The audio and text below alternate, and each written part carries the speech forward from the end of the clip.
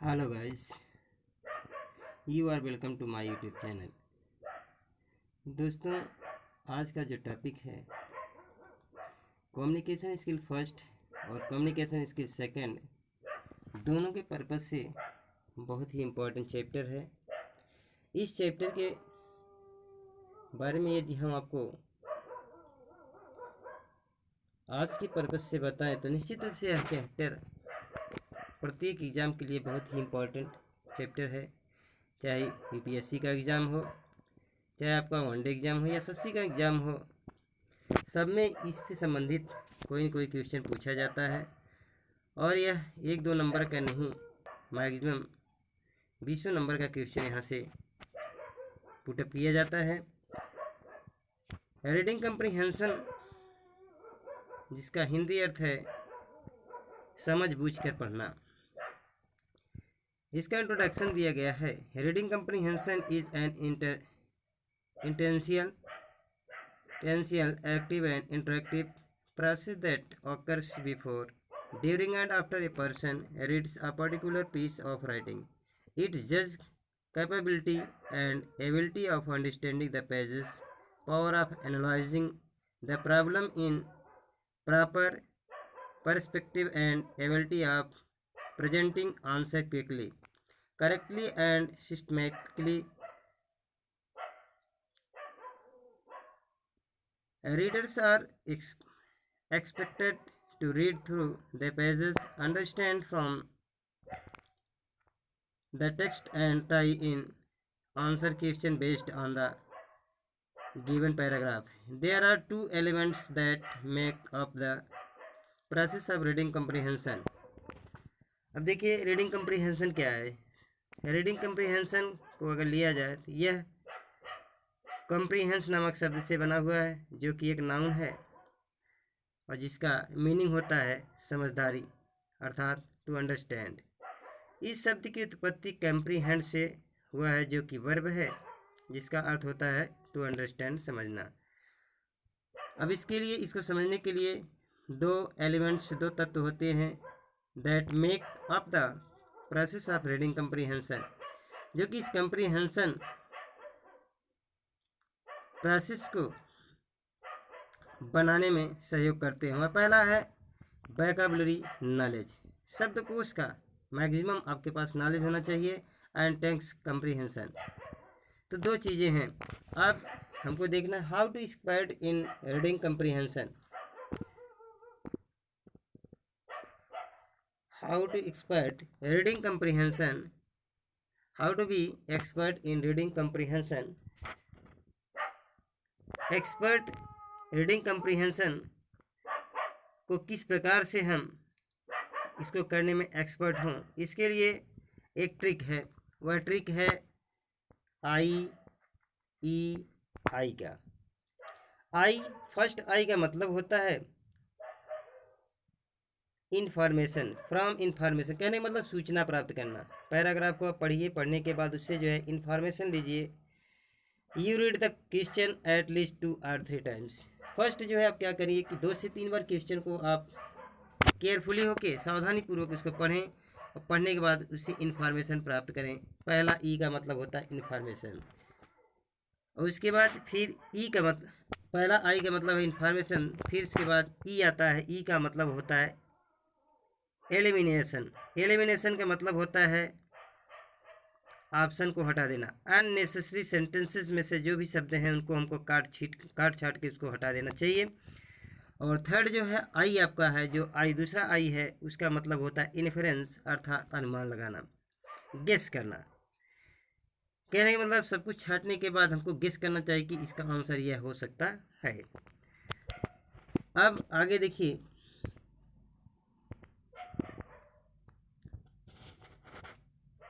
The main purpose of the test it's to evaluate the intelligence and reading skills of the candidate. कहने का मतलब the main purpose of the this test, इस test का main उद्देश्य होता है कि टू इवेल्युएट द इंटेलिजेंस। इस पैराग्राफ का मूल्यांकन बुद्धिमानी से करें, and reading skills of the candidate को रीडिंग स्किल का इस्तेमाल बड़ी ही चतुरता के साथ करना चाहिए। Here are a few important tips for answering comprehension test. Comprehension test को करने के लिए, उसका उत्तर देने के लिए कुछ जो है हमारे पास टिप्स होते हैं। उनमें से पहला टिप्स आपका है,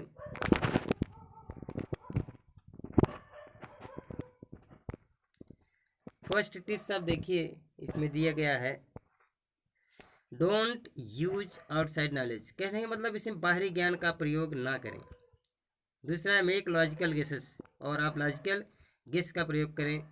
मेक लॉजिकल गेस मतलब आप लॉजिकल गेसेस का अनुमान को प्रयोग करें या अनुमान लगाएं। Review the answer at least twice.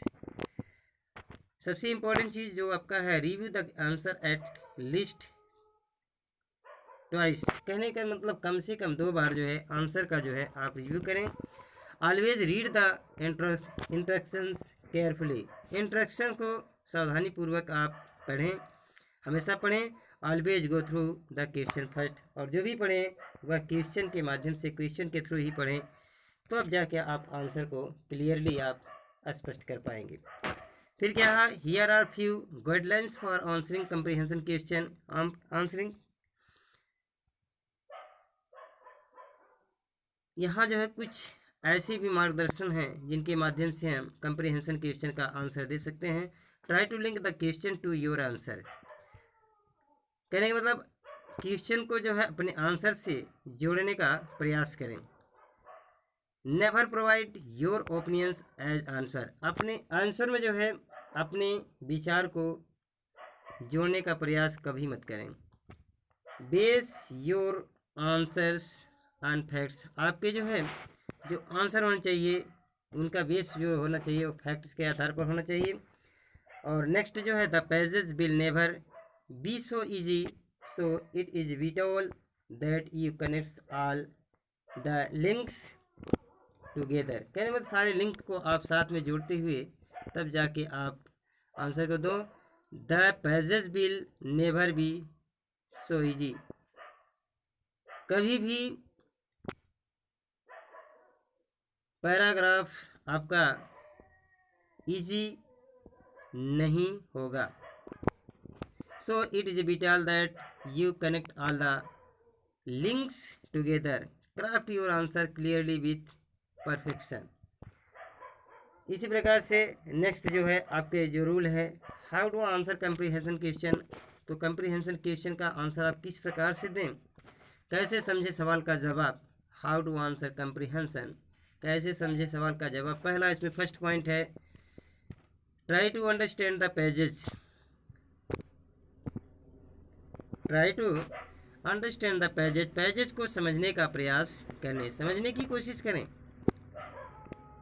और नेक्स्ट जो पॉइंट आपका है, जैसे इसमें दिया गया है, this is one of the most common reasons that many students complain about. Keep in mind that it is not expected from every student to understand all the lines and words of the given paragraph. No one is expecting you to study all the lines and paragraph and understand each and every sentences. कहने का मतलब जो भी इसमें sentence है, जो भी paragraph के अंदर जो भी आपके पॉइंट दिए गए हैं उसको समझने का प्रयास आप करें, और विदाउट आप अंडरस्टैंडिंग के आप आंसर नहीं दे सकते हैं। अगला नेक्स्ट पॉइंट आपका है, utilise your strength. Utilise your strength, अपनी ताकत का जो है इस्तेमाल करें। कहने का मतलब ये है कि one of the most important things that a student should do is to example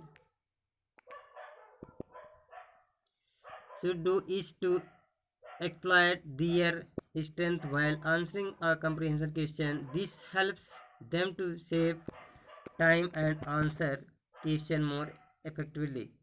कहने का मतलब ये है कि ऐसा करने से आपको आंसर का जो है उत्तर देने में पहली बात इफेक्टिव मतलब जो असरदार जो आंसर देने में आपको मदद मिलेगा, साथ साथ में टाइम का बचत होगा, save time and answer question more effectively.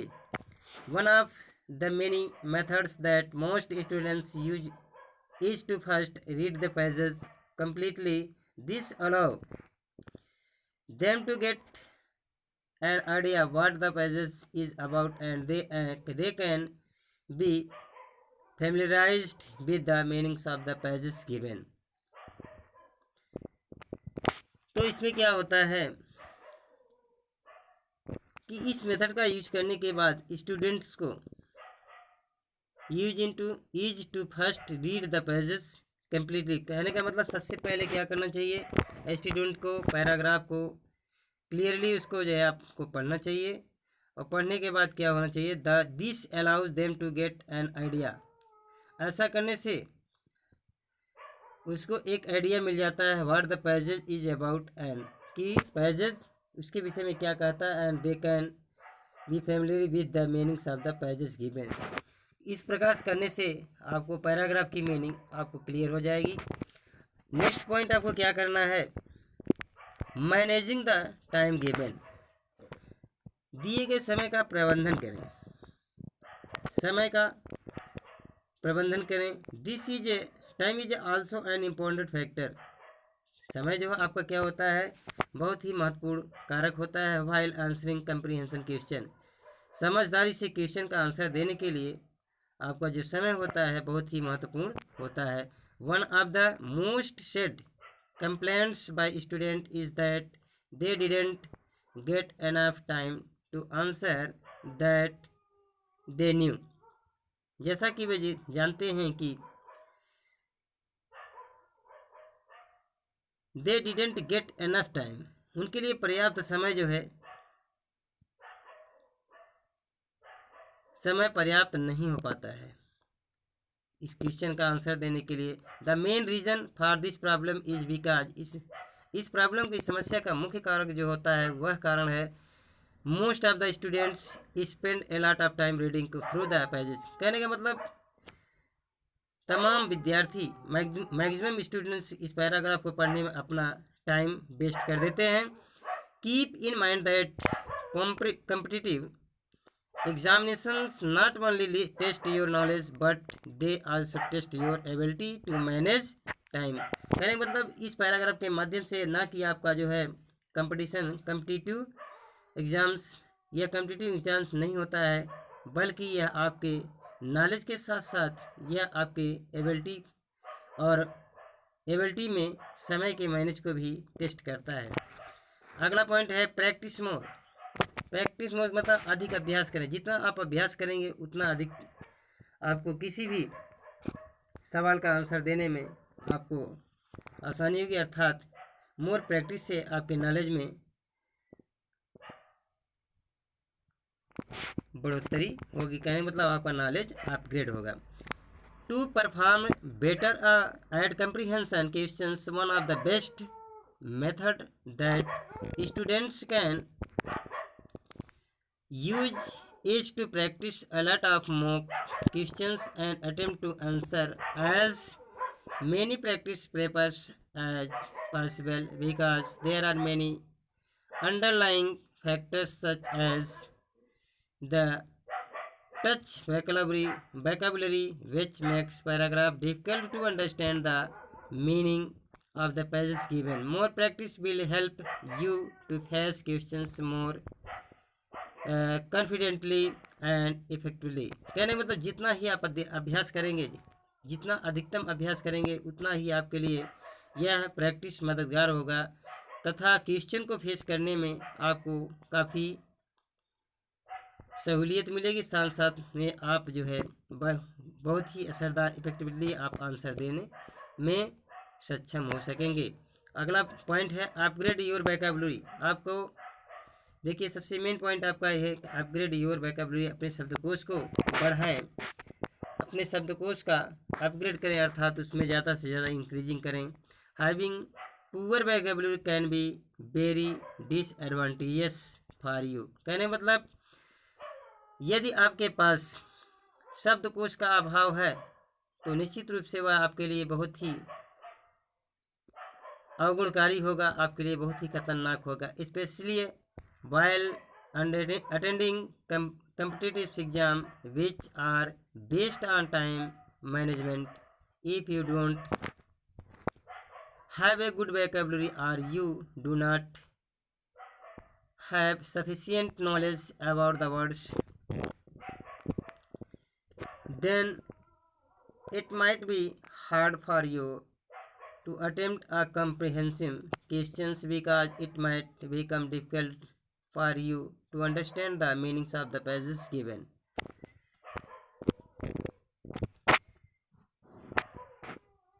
और लास्ट अगला जो पॉइंट है आपका, understand the level of the question.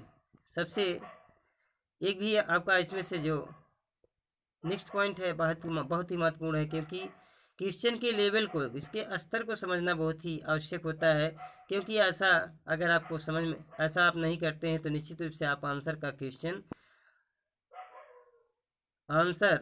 Question का आंसर आसानी से नहीं दे पाएंगे। आप रॉन्ग मेथड को चूज करेंगे और आंसर निश्चित रूप से आप गलत कर जाएंगे।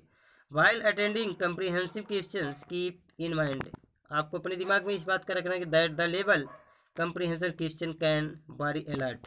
कहने मतलब वो मैक्सिमम जो है विभिन्न प्रकार के क्वेश्चंस जो है कम्प्रीहेंशन के इसमें शामिल हो सकते हैं। और ऐसा इसमें क्या होता है, improving one's vocabulary and understanding of words and terms, practice more and more comprehensive question. कहने का मतलब यह है कि so to tackle such questions there are various method that we can follow. तमाम प्रकार के मेथड हैं जिनका हमको फॉलो करें, उसमें से जो उनमें शामिल किया जाता है, पहला है कि इम्प्रूविंग वंस वोकैबुलरी, अपने वोकैबुलरी को बढ़ाएं, and understanding of words and terms, और शब्दों को समझें। Practice more and more comprehensive question, अधिकतम प्रयास करें और अधिकतम समझ बूझ कर क्वेश्चंस आप करें। कहने मतलब अधिकतम जो है समझ बूझ कर क्वेश्चन करने का प्रयास करें। Try to read from a wide range of articles varying in fields such as arts, science, politics, general knowledge, sports and so on. कहने मतलब इन सबको जो है पढ़ने का अधिकतम आप प्रयास करें। जैसे आपका हो गया आर्ट्स, हो गया साइंस, हो गया पॉलिटिक्स, हो गया जनरल नॉलेज, हो गया स्पोर्ट्स ऑन सो ऑन, इन सब का जो है मैक्सिमम आपको अध्ययन करना चाहिए। और अगला जो पॉइंट आपका है वह है try to have a good reading speed. कहने मतलब आपको जो है एक अच्छी रीडिंग स्पीड बनाए रखने का प्रयास करना चाहिए। ऐसा करने से निश्चित रूप से आपके जो है क्वेश्चन इन टाइम सॉल्व हो जाएंगे और आंसर इफेक्टिवली आपको देने में आसानी हो जाएगी। और लास्ट जो आपका अंतिम पॉइंट है, try not to rely on outside knowledge. कहने मतलब आपको जो है बाहरी ज्ञान का प्रयोग करने से बचना चाहिए, आपको बाहरी ज्ञान का इसमें इस्तेमाल नहीं करना चाहिए। और try not to be flustered.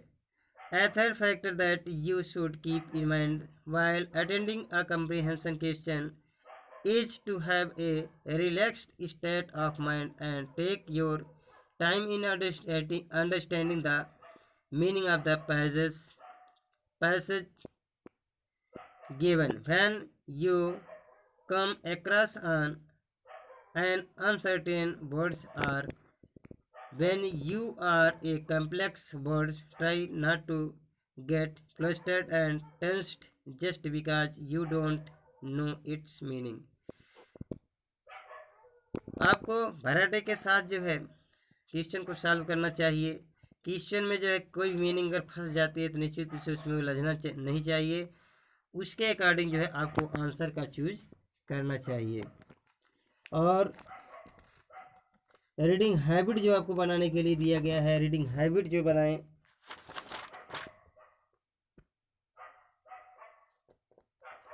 तो उसमें निश्चित रूप से पढ़ने की आदत में फास्ट रीडिंग करें, इसके लिए जो है आपको एनसीईआरटी की बुक, हिंदूज, कुरुक्षेत्र योजना आदि पत्रिकाओं को पढ़ना चाहिए। और मैक्सिमम जो है कम से कम आधे घंटे, मिनिमम जो है आधे घंटे आपको डेली इसका प्रैक्टिस करना चाहिए।